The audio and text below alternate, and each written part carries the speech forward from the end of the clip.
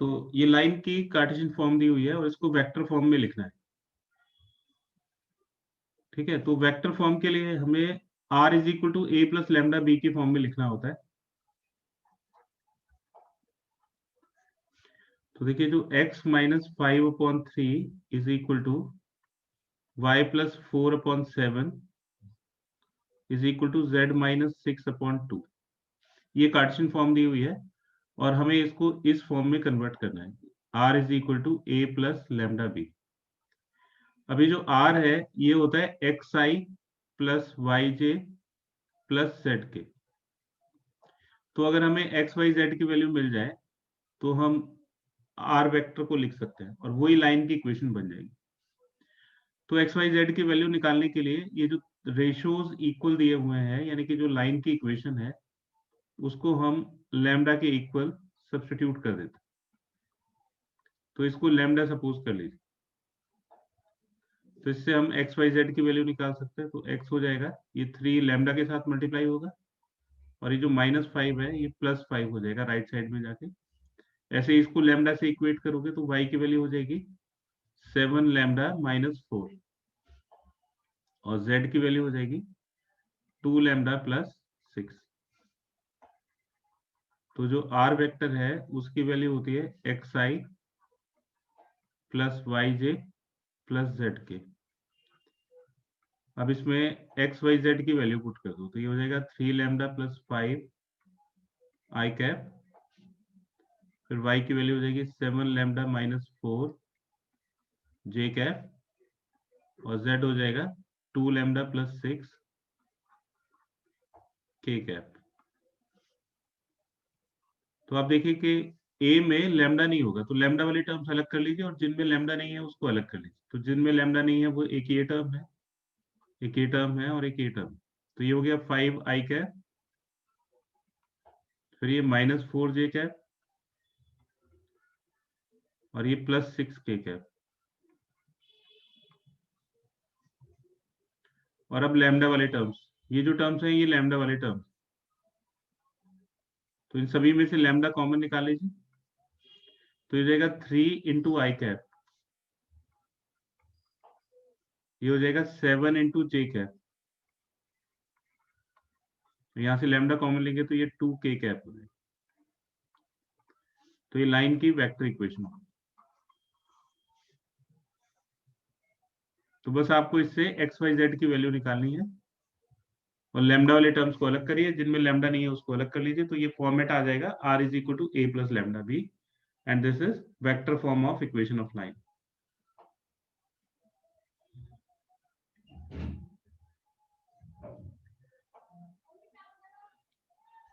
इसके बाद next question आपका डाउट है क्वेश्चन नंबर 8।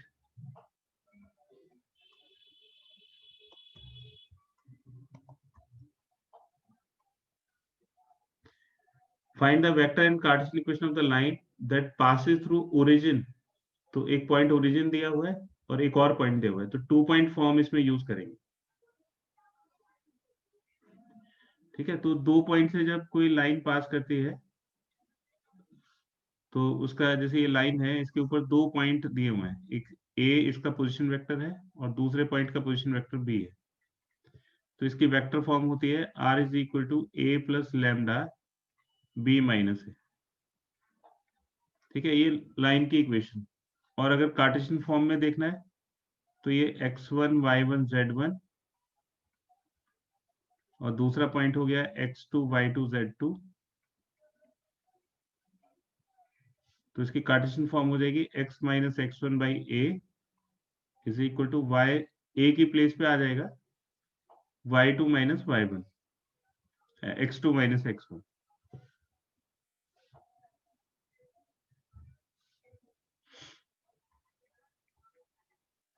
ऐसे ये y minus y1 upon y2 minus y1 और ये हो जाएगा z minus z1 upon z2 minus z1। तो देखिए जो ओरिजिन है ये पॉइंट हो गया 0,0,0। तो ये 2 पॉइंट हो गए, एक ए पॉइंट एक ए पॉइंट। तो जो ए पॉइंट है उसको हम ओरिजिन ले लेते हैं 0,0,0 और जो दूसरा पॉइंट है ये हो जाएगा 5, -2, 3। ठीक है, तो ए वेक्टर की वैल्यू हो गई 0i plus 0j plus 0k। आप इसको डायरेक्टली 0 लिख सकते हैं। और बी वेक्टर हो गया 5i minus 2j plus 3k। तो therefore vector equation of line,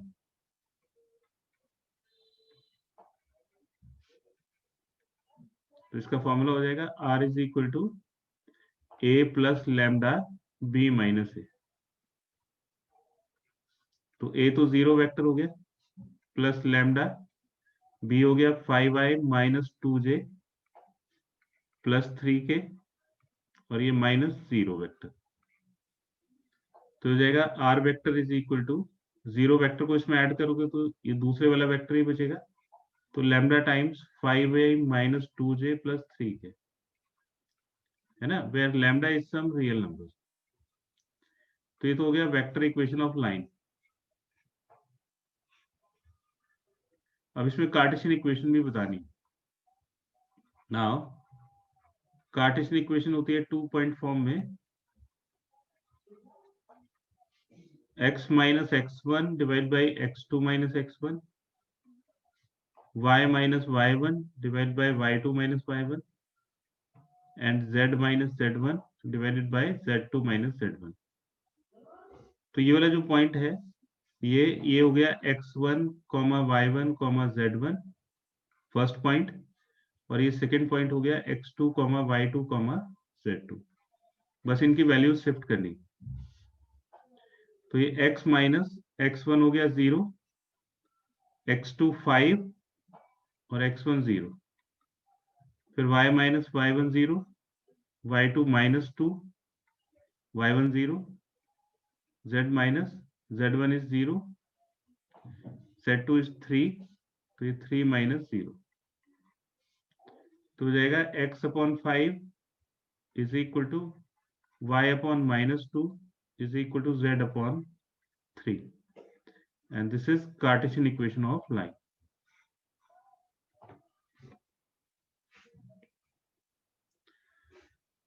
और बताइए बेटा, 8th क्वेश्चन के बाद और कोई डाउट है?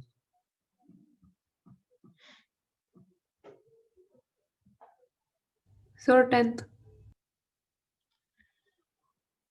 ठीक है बेटा, इसका एक स्क्रीनशॉट ले लीजिए।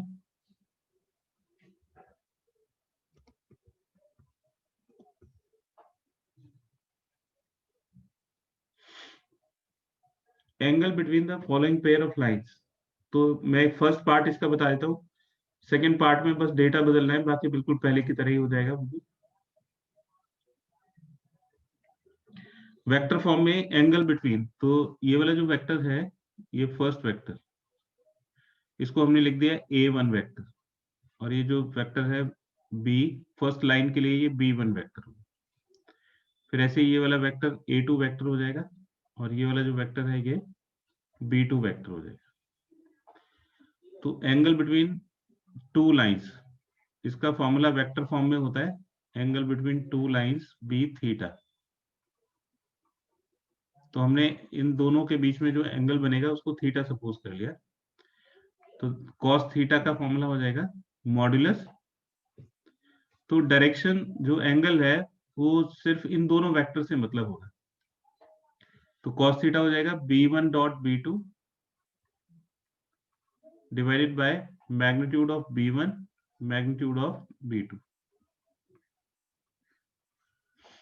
तो b1 डॉट b2 करिए, cos theta is equal to ये b1 और b2 इन दोनों का डॉट प्रोडक्ट करोगे तो डॉट प्रोडक्ट में लाइक कोएफिशिएंट्स मल्टीप्लाई हो जाते हैं। तो ये हो जाएगा 3 into 1 plus 2 into 2 plus 6 into 2। आई के कोएफिशिएंट को आई के कोएफिशिएंट से, जे को जे से, और के को के से मल्टीप्लाई कर दिया। b1 ये हो जाएगा अंडर रूट इस वेक्टर का मैग्नीट्यूड, तो 3 square plus 2 square plus 6 square, और b2 का मैग्नीट्यूड इस वाले वेक्टर का मैग्नीट्यूड, तो ये 1 square plus 2 square plus 2 square. तो cos theta is equal to 3 plus 4 7, 7 plus 12 19, और ये अंडर रूट 36 एंड 449 और ये हो जाएगा अंडर रूट 4 4 8 एंड 1 9। तो ये 19 49 का अंडर रूट 7 और 9 का अंडर रूट 3। तो ये 19/21 आ गया। ये कॉस थीटा की वैल्यू हो गई। हमें एंगल फाइंड करना है यानी कि थीटा, तो थीटा की वैल्यू हो जाएगी कॉस इनवर्स 19/21। ये हो गया एंगल बिटवीन टू लाइंस। इसका सेकंड पार्ट में बिल्कुल ऐसे ही हो जाएगा, ये A1 B1 A2 B2 और फिर बिल्कुल यही वाला फॉर्मूला लगा। क्लियर है बेटा?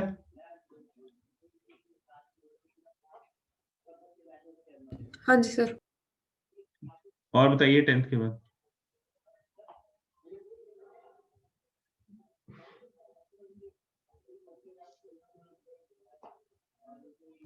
सेवनटीन्थ। 17 से पहले किसी को कोई डाउट है तो बताइए।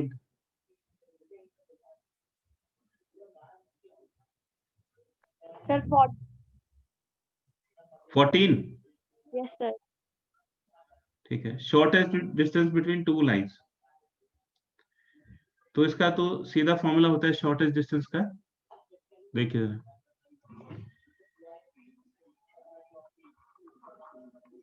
ये जो फर्स्ट लाइन है उसका ये पॉइंट का पोजीशन वेक्टर हो गया A1, ये जो वेक्टर है ये B1 हो गया, ऐसे ये A2 और ये B2 हो जाए।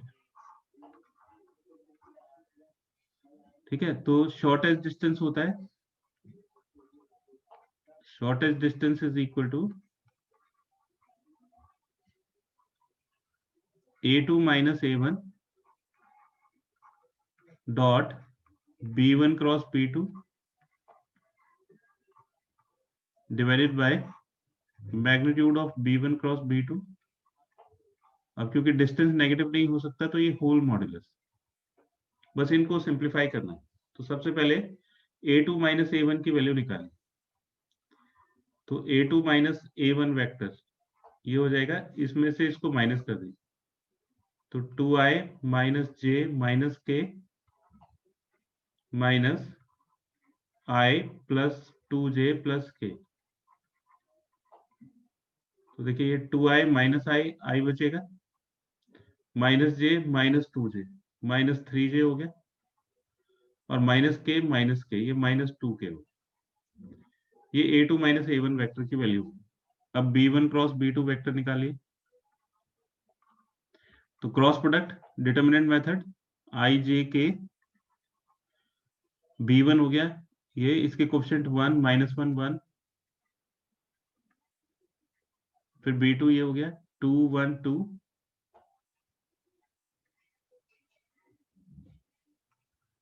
तो देखिए i को पॉजिटिव साइन के साथ लेंगे, इसको और इसको ड्रॉप कर दीजिए, तो ये बचेगा माइनस 1 1 1 2।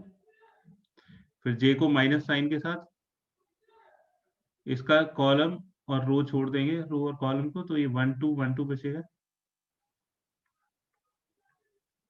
फिर k को प्लस साइन के साथ, ये कॉलम और रो छोड़ दीजिए, 1 माइनस 1 2 1। इसको क्रॉस मल्टीप्लीकेशन से सॉल्व करिए, माइनस 2, फिर बीच में माइनस साइन और ये 1, फिर ये 1 2 जा 2 माइनस 2 1 माइनस और ये माइनस 2, तो माइनस के बाद माइनस 2 तो ये प्लस 2 हो जाएगा। तो हो जाएगा माइनस 3 आई कैप, ये 0 हो जाएगा, 0 j और ये प्लस 3 के। ये B1 क्रॉस B2 की वैल्यू आ गई। अब इन दोनों का डॉट प्रोडक्ट करिए, तो A2 minus A1 dot B1 cross B2। तो ये सब देखिए इसमें आपका वेक्टर रिवाइज हो रहा है, डॉट प्रोडक्ट क्रॉस प्रोडक्ट सब कुछ निकल के आ रहा है। तो अब इन दोनों वेक्टर्स का, इसका और इस वाले वेक्टर का डॉट प्रोडक्ट करिए। तो i का कोफिशिएंट 1 हो गया, और इधर यहाँ पे i का कोफिशिएंट माइनस 3, फिर j का कोफिशिएंट माइनस 3, और इधर j का कोफिशिएंट हो गया 0, फिर k का कोफिशिएंट हो गया ऊपर माइनस 2 इंटू 3। तो इसकी वैल्यू आ जाएगी माइनस 3 प्लस 0 माइनस 6, तो ये माइनस 9 के इक्वल आ जाएगा। तो ये इसकी वैल्यू निकल गई -9। अब b1 क्रॉस b2 का मैग्नीट्यूड कैलकुलेट करिए, तो magnitude of b1 cross b2 हो जाएगा अंडर रूट ये -3 square plus y square 0 square plus z square ये 3 स्क्वायर। तो ये 9 + 9 18, 18 मतलब 3√2। तो इनकी वैल्यू सब्स्टिट्यूट कर दीजिए, तो ये हो जाएगा -9 डिवाइडेड बाय 3√2। तो मॉडुलस से माइनस साइन तो खत्म हो जाएगा, तो 9/3√2 हो गया। तो ये 3/√2, ये 3 से 9 को कैंसिल कर देंगे, तो ये 3/√2 यूनिट्स आ जाएंगे। इसको अगर √2 से ऊपर नीचे मल्टीप्लाई कर दो तो 3√2 डिवाइड बाई 2 यूनिट्स आ। ठीक है, दोनों में से कुछ भी आंसर लिख सकते हो, यहाँ पे भी छोड़ सकते हो, यहाँ पे भी छोड़ सकते हो। ठीक है, तो शॉर्टेस्ट डिस्टेंस के लिए आपको सिर्फ एक फॉर्मूला याद करना है। और बताइए बेटा, 17th क्वेश्चन से पहले और कोई डाउट है तो बताओ।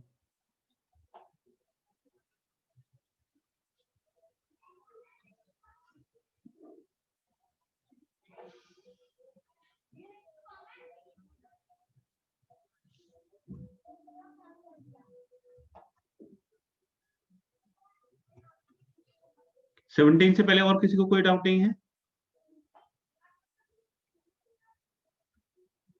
ठीक है, ये देखिए, ये भी बिल्कुल इसी तरह का क्वेश्चन है, बस इसमें जो लाइन की इक्वेशन है वो एक डिफरेंट तरह से लिखी हुई है।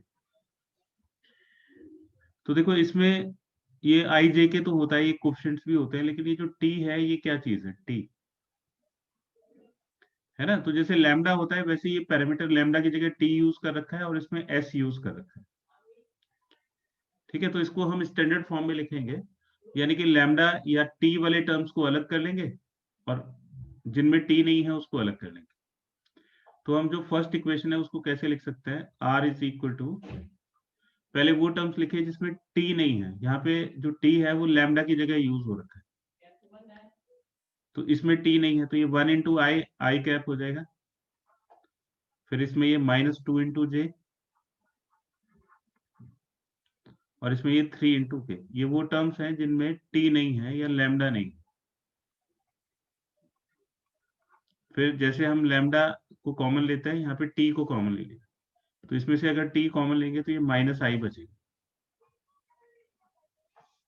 ठीक है, फिर ये टी जे, इसमें से टी कॉमन लीजिए तो जे आ जाएगा, और इसमें से टी कॉमन लेंगे तो ये -2 के हो जाएगा। तो अब ये अपनी स्टैंडर्ड फॉर्म में आ गया। तो ये वाला जो वेक्टर है ये वेक्टर हो जाएगा a1, और ये जो वेक्टर है ये हो जाएगा b1। इसी तरह से अब दूसरी वाली इक्वेशन को लिखेंगे, तो ये इक्वेशन हो जाएगी r इज इक्वल टू, पहले वो टर्म जिनमें s नहीं है, तो ये 1 × i, आई कैप हो गया। फिर ये -1 × j, -j कैप, और ये 1 × k कैप, और माइनस भी इसमें मल्टीप्लाइड है तो ये -k कैप हो गया। फिर s पैरामीटर है, s को कॉमन निकालिए, यहां से s कॉमन लेंगे तो ये i कैप बचेगा। फिर ये j के साथ मल्टीप्लाई होगा 2s, उसमें से s कॉमन लेंगे तो 2j बचेगा, और ये k के साथ मल्टीप्लाई हो जाएगा 2s के, इसमें s कॉमन लेंगे तो ये -2k हो जाएगा। तो ये अपनी स्टैंडर्ड फॉर्म में हो गई सेकेंड इक्वेशन। तो ये फर्स्ट लाइन हो गई और ये सेकेंड लाइन। तो ये a2 हो गया और ये b2 हो गया। अब शॉर्टेज डिस्टेंस का फॉर्मूला बिल्कुल अब ये पहले जैसा क्वेश्चन बन गया।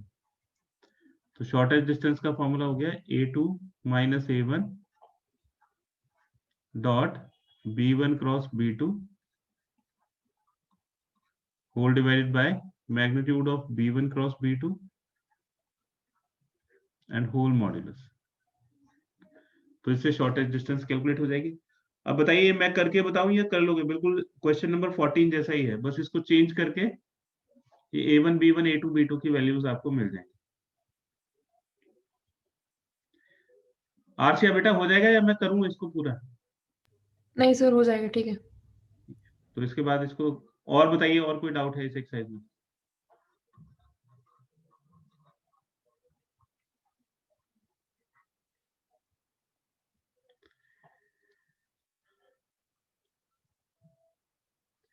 ठीक है बेटा, फिर नेक्स्ट एक्सरसाइज करते हैं 11.3 प्लेन। ज्यादा मुश्किल नहीं है, इसमें भी वेक्टर्स का यूज होना है। तो देखिए आगे स्टार्ट करते हैं।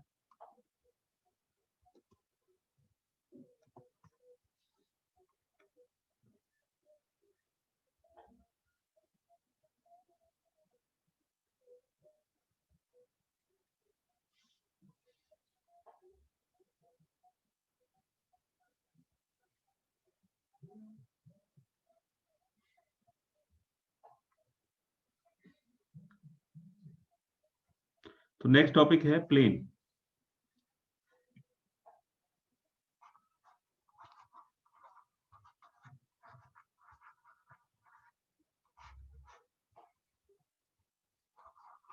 पूरे प्लेन के लिए आपको ये चीजें याद रखनी है।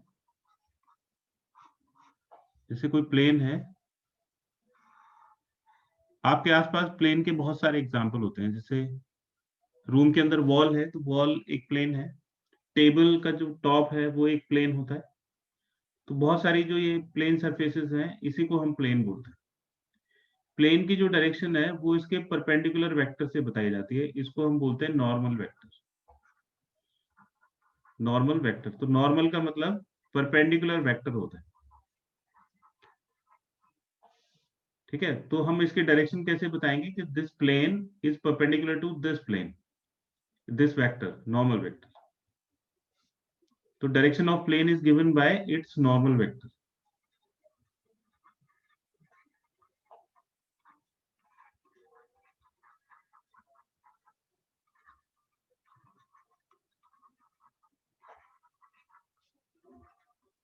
तो जिस तरह से लाइन में जो काम पैरेलल वेक्टर का था, यानी कि लाइन को डायरेक्शन बताने का काम पैरेलल वेक्टर करता था, यहाँ पे प्लेन की डायरेक्शन बताने के लिए नॉर्मल वेक्टर का यूज होगा।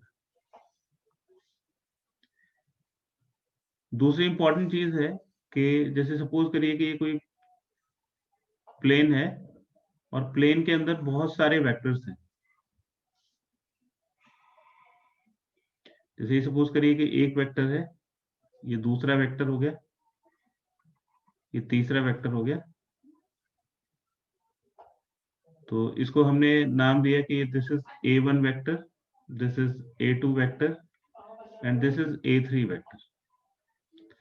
तो जो नॉर्मल वेक्टर होता है, ये नॉर्मल वेक्टर, इसको हम शिफ्ट कर सकते हैं। ये नॉर्मल वेक्टर डायरेक्शन चेंज नहीं कर सकते, तो ये नॉर्मल वेक्टर इस वेक्टर के परपेंडिकुलर है। ये नॉर्मल वेक्टर इस वाले वेक्टर के भी परपेंडिकुलर होगा। ठीक है, ये 3 डायमेंशन में आपको साफ साफ नहीं दिखाई देता है, लेकिन आप फिर भी इसको ऐसे समझ सकते हो कि ये वर्टिकल डायरेक्शन में है और ये हॉरिजॉन्टल डायरेक्शन में। तो हॉरिजॉन्टल डायरेक्शन और वर्टिकल डायरेक्शन एक दूसरे के परपेंडिकुलर होते हैं। तो प्लेन के अंदर जितने भी वेक्टर्स होंगे, नॉर्मल वेक्टर उन सभी के परपेंडिकुलर होगा। ठीक है, तो इसमें ये इंपॉर्टेंट चीज है कि normal vector is perpendicular to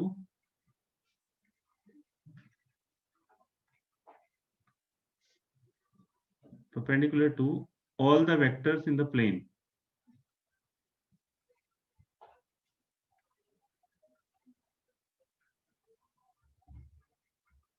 All the vectors in the plane. ठीक है, तो ये दो बेसिक चीजें हैं, आप इस चैप्टर के लिए याद रखिएगा। अब इसमें फर्स्ट टॉपिक स्टार्ट होता है equation of plane normal form. इसका एक स्क्रीनशॉट ले लीजिए।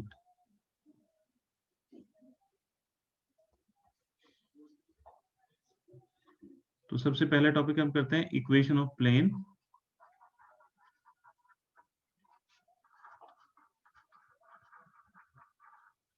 और ये प्लेन की इक्वेशन की नॉर्मल फॉर्म है।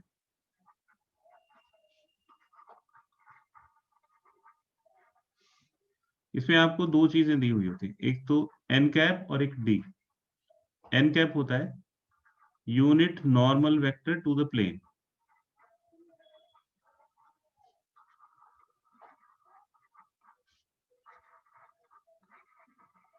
तो जिस प्लेन की इक्वेशन हमें फाइंड करनी है, उसका यूनिट नॉर्मल वेक्टर यानी कि यूनिट परपेंडिकुलर वेक्टर दिया हुआ है। और डी है डिस्टेंस फ्रॉम ओरिजिन।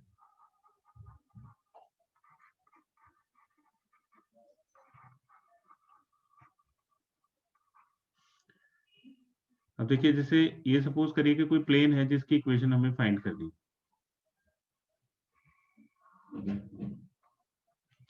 और ये ओरिजिन है, ठीक है। तो ओरिजिन से इसकी डिस्टेंस दी हुई है, मान लो ये यहां से इसको परपेंडिकुलर ड्रॉप करो तो ये m पॉइंट आ गया, ये इसकी OM डिस्टेंस हो गई d, और इसका ये परपेंडिकुलर है क्योंकि डिस्टेंस तो परपेंडिकुलर ही होती है, और इसका यूनिट वेक्टर दिया हुआ है, तो जो यूनिट वेक्टर है वो n कैप है, तो ये हो गया n कैप। तो इसकी डायरेक्शन में हमने यूनिट वेक्टर सपोज कर लिया कि ये जो यूनिट वेक्टर है वो n कैप है।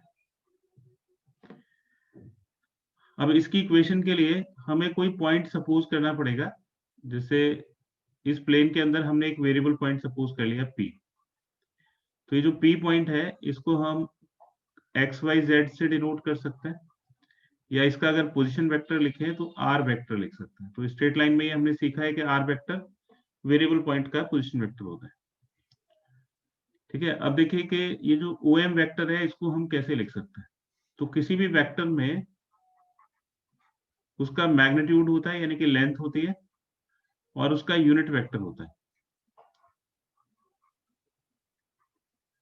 तो देखिए इसकी लेंथ तो दे रखी है OM के d के बराबर है, और इसकी डायरेक्शन में जो यूनिट वेक्टर है वो n कैप है, तो ये जो OM कैप है ये n कैप के बराबर हो जाएगा। तो इस तरह से OM वेक्टर की वैल्यू मिल गई dn कैप। अब अगर इसको ज्वाइन करें हम, तो ये जो वेक्टर है PM वेक्टर ये प्लेन के अंदर लाई करेगा, और ये नॉर्मल वेक्टर इसके परपेंडिकुलर है, तो ये दोनों वेक्टर आपस में परपेंडिकुलर होंगे। तो पहले PM वेक्टर कैलकुलेट करिए, तो PM वेक्टर हो जाएगा बाद वाले पॉइंट के पोजीशन वेक्टर में से पहले वाले पॉइंट का, या हम MP वेक्टर भी निकाल सकते हैं। तो MP वेक्टर निकाल लेते हैं, या PM वेक्टर निकाल लीजिए। तो PM वेक्टर हो जाएगा OM vector minus OP vector. तो बाद वाले पॉइंट के पोजीशन वेक्टर में से पहले वाले पॉइंट का पोजीशन वेक्टर माइनस कर दिया। तो AM की वैल्यू तो हमने निकाली हुई है dn कैप, और P वेरिएबल पॉइंट है तो उसका पोजीशन वेक्टर हो गया r। तो ये जो PM वेक्टर है इसकी वैल्यू हो गई dn माइनस r। अब देखिए ये जो PM वेक्टर है ये n कैप के परपेंडिकुलर है, तो इसका मतलब इन दोनों का जो डॉट प्रोडक्ट है PM डॉट n कैप वो 0 के इक्वल हो जाएगा। परपेंडिकुलर वेक्टर्स का डॉट प्रोडक्ट 0 होता है, तो यहाँ पे PM की वैल्यू पुट कर दीजिए, तो ये dn cap minus r vector dot n cap is equal to 0। तो d तो स्केलर क्वांटिटी है, n कैप का n कैप के साथ डॉट प्रोडक्ट हो जाएगा, फिर minus r dot n cap is equal to 0। तो किसी भी वेक्टर का खुद के साथ डॉट प्रोडक्ट करोगे तो वो उसके मैग्नीट्यूड का square, a dot a is equal to magnitude of a square. इसको राइट साइड में ले जाइए तो ये r डॉट n कैप हो जाएगा। यूनिट वेक्टर का मैग्नीट्यूड 1 होता है, ठीक है। तो ये इक्वेशन बन गई r dot n is equal to d। तो इसी को हम बोलते हैं normal form of equation of plane.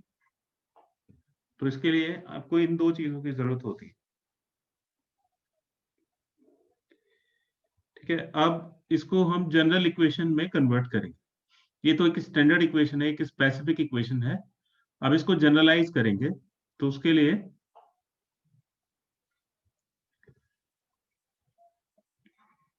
General equation of plane,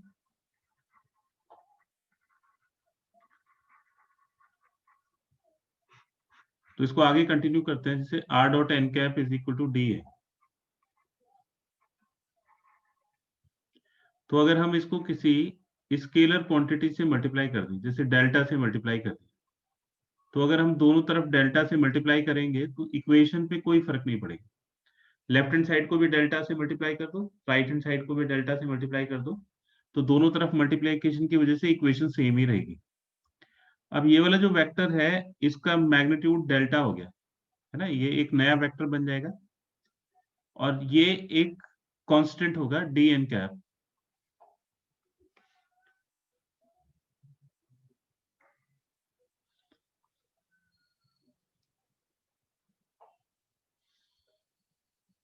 तो दोनों तरफ हमने डेल्टा से मल्टीप्लाई कर दिया, तो ये एक नया वेक्टर बन गया। तो ये हो जाएगा आर डॉट, ये जो डेल्टा एन कैप है इसको हमने एन वेक्टर लिख दिया, और ये माइनस डेल्टा, ये इस लेफ्ट साइड में आके ये बन जाएगा। जब भी हम जनरल इक्वेशन को लिखते हैं तो कभी भी नेगेटिव साइन को यूज नहीं करते, तो इस पूरे टर्म को हम एक कांस्टेंट डी से रिप्लेस कर देते, where D is equal to minus delta into D. तो इस टर्म को हमने डी लिख दिया। तो आप किसी भी इक्वेशन को देखोगे प्लेन की, तो आपको इस तरह से दिखाई देगी। ये जनरल इक्वेशन है। इससे आपको नॉर्मल वेक्टर मिलता है और एक कांस्टेंट मिलता है। ये डी किसी चीज को रिप्रेजेंट नहीं करता, लेकिन अगर यहाँ पे नॉर्मल वेक्टर होगा तो ये वाला जो डी है ये डिस्टेंस फ्रॉम ओरिजिन होगा। तो this d is some constant which does not represent any distance, लेकिन ये वाला जो डी है ये ओरिजिन से डिस्टेंस को डिनोट करता है। यानी कि आपको इक्वेशन दो तरह से मिल सकती है। एक तो इस तरह से मिल सकती है जिसके में आर के साथ एक वेक्टर होगा जो कि यूनिट वेक्टर नहीं होगा, और एक इस तरह से मिल सकती है जिसमें आर के साथ यूनिट वेक्टर होगा। तो जिसमें यूनिट वेक्टर होगा उसमें जो कांस्टेंट है वो डिस्टेंस फ्रॉम ओरिजिन को डिनोट करेगा, और ये डिस्टेंस फ्रॉम ओरिजिन को डिनोट नहीं करेगा। ठीक है, तो ये जनरल इक्वेशन हो गई। तो आप जब भी आपको कोई प्लेन की इक्वेशन मिलेगी तो आर के साथ जिस वेक्टर का डॉट प्रोडक्ट होगा वो नॉर्मल वेक्टर होगा, है ना। तो ये चीज यहाँ पे ध्यान रखिएगा कि प्लेन की इक्वेशन से हम नॉर्मल वेक्टर निकाल सकते हैं by comparing equation of plane with this equation, we find n vector। तो इससे हमें n वेक्टर मिल जाता है। तो ये वाला जो वेक्टर है ये इंपॉर्टेंट है। तो डायरेक्शंस के लिए हम जब भी यूज करेंगे इस वाले वेक्टर को यूज करेंगे।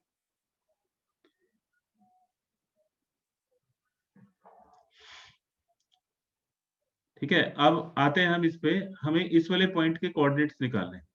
तो जैसे ये जो m पॉइंट है इसके कोऑर्डिनेट्स निकालते हैं, इसको बोलते हैं फुट ऑफ द परपेंडिकुलर। ये जो m है इसके कोऑर्डिनेट्स को हमने सपोज कर लिया x1 y1 z1। तो इसकी वैल्यूज हमें निकालनी। तो नेक्स्ट टॉपिक है foot of the perpendicular from origin.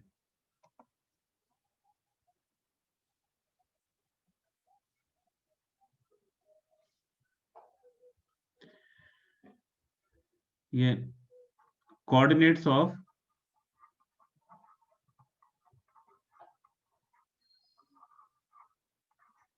Foot of the perpendicular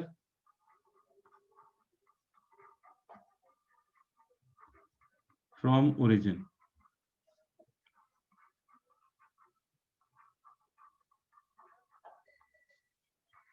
तो ये जो पॉइंट M है ये वाला पॉइंट, इसको बोलते हैं foot of the perpendicular from origin. तो ओरिजिन से हमने इसके ऊपर परपेंडिकुलर ड्रॉप किया, ये उसका फुट हो गया। तो हमें इसकी वैल्यू निकालनी है x1 y1 z1।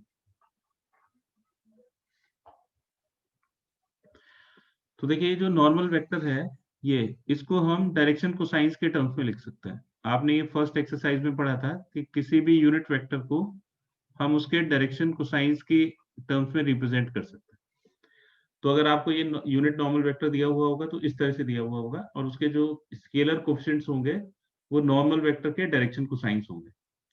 तो जब आपको ये n कैप मिल जाएगा तो उससे आपको lmn की वैल्यू मिल जाएगी। अब देखिए कि ये जो OM वेक्टर है इसको हम दो तरह से कैलकुलेट कर सकते हैं। एक तो इसके कोऑर्डिनेट्स के टर्म्स में, जैसे x1 i cap plus y1 j cap plus z1 k cap, और दूसरा OM ये dn वेक्टर के इक्वल है। तो this is dn cap.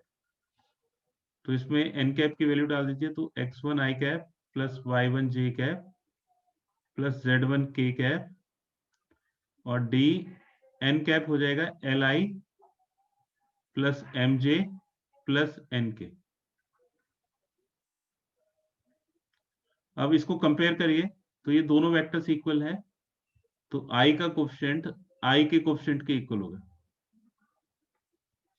j का कोफिशिएंट j के कोफिशिएंट के इक्वल होगा, और k का कोफिशिएंट k के कोफिशिएंट के इक्वल होगा। ठीक है, तो ये x1 y1 z1 की वैल्यू मिल गई। तो फुट ऑफ द परपेंडिकुलर यानी कि m के कोऑर्डिनेट्स हो गए l into d m into d n into D. तो this is the formula for coordinates of foot of the perpendicular. तो देखिए आप मेरे को इसमें किस तरह के क्वेश्चंस मिलेंगे। आपको इसमें क्या क्या पूछा जा सकता है। आपको इस तरह से एक प्लेन की इक्वेशन दी जा सकती है, ठीक है, उससे आपको इसमें कन्वर्ट करना होगा, यानी कि इसको यूनिट वेक्टर बनाना होगा। तो यहाँ से आपको यूनिट वेक्टर की वैल्यू और डिस्टेंस फ्रॉम ओरिजिन की वैल्यू मिल जाएगी। यूनिट वेक्टर से आपको एलएमएन के कोऑर्डिनेट्स मिल जाएंगे, एलएमएन की वैल्यू मिल जाएगी। ठीक है, जब आपको डी मिल गया और एलएमएन मिल गया तो यहाँ पे सब्स्टिट्यूट कर दीजिए। ठीक है, अब ये कार्टेशियन फॉर्म में कैसे दिखाई देगा, ये जो जनरल इक्वेशन ऑफ प्लेन है ये कार्टेशियन फॉर्म में कैसे दिखाई देगी।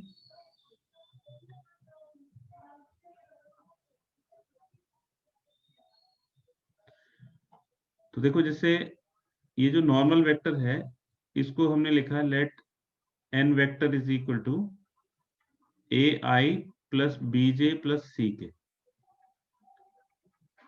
तो ये नॉर्मल वेक्टर कुछ ना कुछ तो होगा, तो किसी भी वेक्टर में उसके डायरेक्शन रेशियोज होते हैं।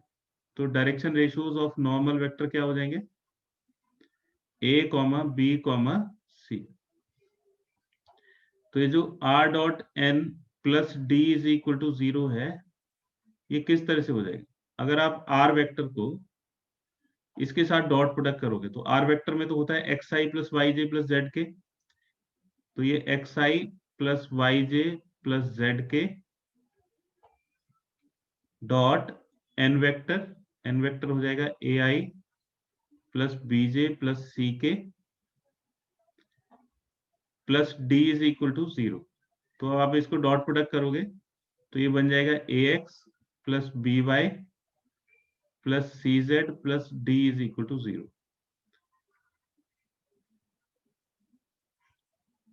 तो अब जो मैं बता रहा हूं उसको बड़े ध्यान से सुनिएगा। आपको जब भी कोई प्लेन की इक्वेशन मिलेगी या तो वेक्टर इक्वेशन मिलेगी, आप उससे एन वेक्टर निकाल सकते हो, यही सबसे इंपॉर्टेंट है। या आपको इस तरह से इक्वेशन मिलेगी उससे आप ए बी सी की वैल्यू निकाल सकते हो। ए बी सी क्या है, एन वेक्टर के डायरेक्शन रेशियोज हैं, और उसमें आई जे के लगा दोगे तो एन वेक्टर मिल जाएगा। यानी कि आपको नॉर्मल वेक्टर की जरूरत होगी तो आपको नॉर्मल वेक्टर निकालना सीखना है। अगर आपको वेक्टर इक्वेशन मिलती है तो उससे नॉर्मल वेक्टर निकाल लीजिए। कार्टेशियन इक्वेशन मिलती है तो उससे ए बी सी निकाल लो और उसमें आई जे के लगा दो, तो वो नॉर्मल वेक्टर बन जाएगा। ठीक है, इसका एक स्क्रीनशॉट ले लीजिए। अब इसके ऊपर क्वेश्चंस करते हैं।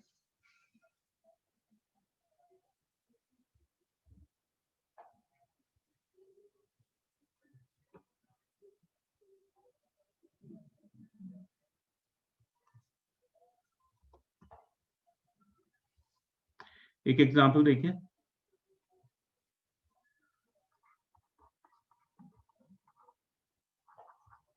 आपको एक प्लेन की इक्वेशन दी हुई है,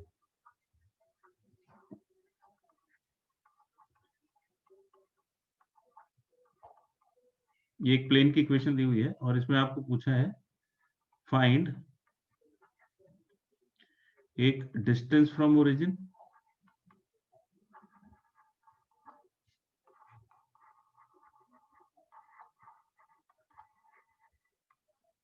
डी की वैल्यू पूछी। दूसरा direction cosines of normal vector,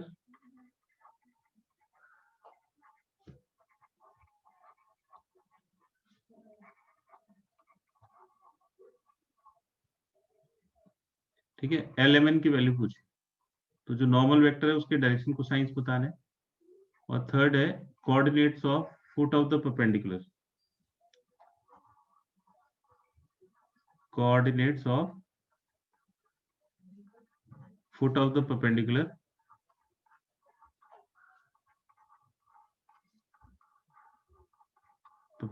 from origin.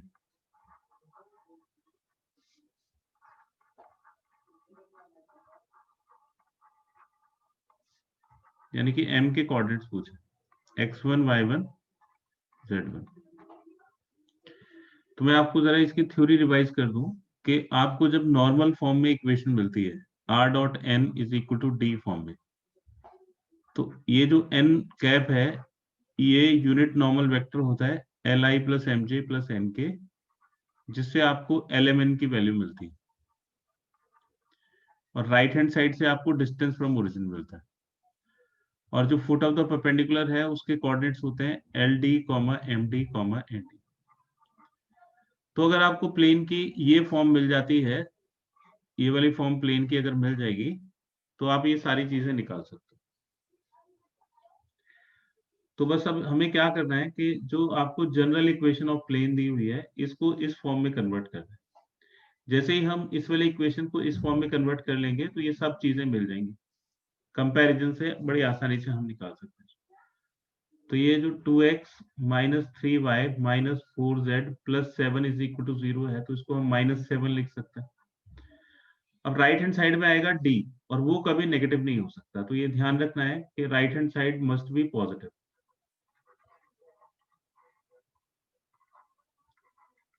है ना, क्योंकि डिस्टेंस नेगेटिव नहीं हो सकता। तो राइट हैंड साइड को हमें पॉजिटिव बनाना पड़ेगा। तो पॉजिटिव कैसे बनाएंगे, इसको माइनस से मल्टीप्लाई कर दीजिए तो ये पॉजिटिव हो जाएगा, इसको माइनस से मल्टीप्लाई करेंगे ये भी पॉजिटिव हो जाएगा, और ये पॉजिटिव। अब इसमें से आर वेक्टर निकालें। आर वेक्टर क्या होता है, x i plus Y J plus Z के, इस वेक्टर को इसके अंदर से निकाल लीजिए। तो ये जो एक्स वाई जेड है इसमें आई जे के लगा दो तो ये आर वेक्टर होगा। अब जो एक्स का कोफिशिएंट है उसमें आई कैप लगाइए, इसमें जे कैप लगा दीजिए, और इसमें के कैप लगा दीजिए। ठीक है, तो आप इसको ऐसे डॉट प्रोडक्ट के फॉर्म में लिख सकते हैं। ठीक है, इज इक्वल टू 7। तो ये वाला जो वेक्टर है ये आर वेक्टर बन जाएगा। ये अंडरस्टूड है कि r vector x i plus Y J plus Z k equal होते हैं। और जो इसके साथ बचा है -2i plus 3j plus 4k। ठीक है, अब ये जो प्लेन की इक्वेशन है ये इक्वेशन या तो इस फॉर्म में हो सकती है या इस फॉर्म में हो सकती है, r dot n vector plus d is equal to 0। ये इक्वेशन हमारी काम की नहीं है क्योंकि ये स्टैंडर्ड फॉर्म नहीं है। अब ये कौन सी इक्वेशन है कैसे पता लगेगा, तो इस वेक्टर को ध्यान से देखिए, इसको सोचिए कि क्या ये यूनिट वेक्टर है, इसका मैग्नीट्यूड 1 है क्या, तो इसका मैग्नीट्यूड निकालोगे तो अंडर रूट दिस स्क्वायर यानी कि 4 + 9 + 16, और वो तो 1 नहीं होने वाला है, मतलब ये यूनिट वेक्टर नहीं। तो इसको यूनिट वेक्टर बनाने के लिए हम क्या करें कि ये यूनिट वेक्टर हो जाए, तो इसको इसके मैग्नीट्यूड से डिवाइड कर देंगे। तो division by magnitude of this vector under root -2 square plus 3 square plus 4 square, तो ये अंडर रूट 29 हो गया। इसको दोनों तरफ हम डिवाइड कर देते ऑन बोथ साइड्स। देखो प्लेन की इक्वेशन नहीं बदलनी चाहिए, बस उसकी फॉर्म चेंज करनी, इक्वेशन यही रहेगी, बस यहाँ पे हमें यूनिट वेक्टर लेके आना है, तो दोनों तरफ डिवाइड करेंगे। तो ये हो जाएगा r dot -2i plus 3j plus 4k, और इसको हमने अंडर रूट 29 से डिवाइड कर दिया, तो अब ये यूनिट वेक्टर बन गई, और इधर अंडर रूट 29 से डिवाइड कर दिया, तो अब ये स्टैंडर्ड फॉर्म बन गई। अब हम इसको कंपेयर कर सकते हैं, comparing with r dot n cap, क्योंकि हमने इसको मैग्नीट्यूड से डिवाइड कर दिया तो ये यूनिट वेक्टर बन गया, और जब ये यूनिट वेक्टर होगा तो ये डिस्टेंस फ्रॉम ओरिजिन होगा। तो अब इसको कंपेयर करेंगे तो हमें एन कैप की वैल्यू मिल जाएगी, ये वेक्टर एन कैप हो गया -2/√29 आई कैप प्लस 3/√29 जे कैप प्लस 4/√29 के कैप। ठीक है, और ये डिस्टेंस हो गया 7/√29। ठीक है, तो जैसे ही आपको एन और डी मिलेगा तो आप इन सबके, डी तो डायरेक्टली मिल गया 7/√29, तो इसका आंसर तो 7/29। ये जो यूनिट वेक्टर है नॉर्मल वेक्टर, इससे आपको नॉर्मल वेक्टर के डायरेक्शन कोसाइंस मिल जाएंगे।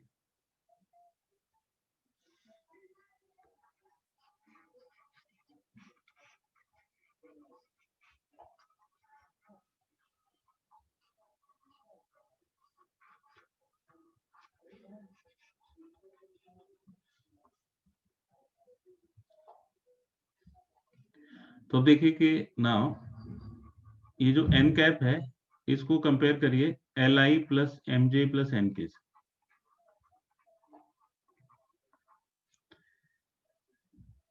तो एल की वैल्यू तो हो जाएगी आई का कोफिशिएंट -2/√29 हो गया, एम हो जाएगा 3/√29 और एन हो जाएगा 4/√29। तो ये तो हो गया direction cosines of normal vector.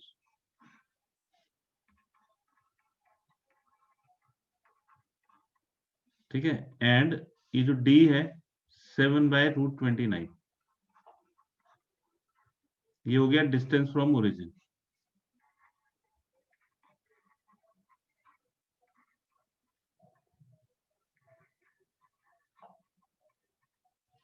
अब हमें m के कोऑर्डिनेट्स निकालना है। तो जो m के कोऑर्डिनेट्स होंगे x1 y1 z1, ये होता है LD, MD, ND। ठीक है, तो L की वैल्यू हमें पता है -2/√29 और D हो गया 7/√29। फिर m की वैल्यू 3/√29 और D हो गया 7/√29। फिर n 4/√29 और D हो गया 7/√29। तो ये -14/29, 21/29 और 28/29। So these are coordinates of foot of the perpendicular from origin.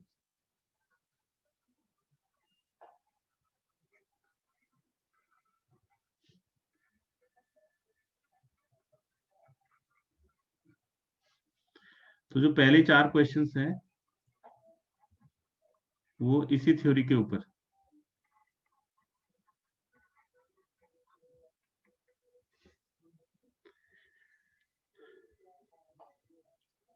तो इसको एक स्क्रीनशॉट ले लीजिए और आपका होमवर्क है एक्सरसाइज 11.3 क्वेश्चन नंबर 1, 2, 3, 4। ठीक है, ये 4 क्वेश्चंस आपको करने हैं।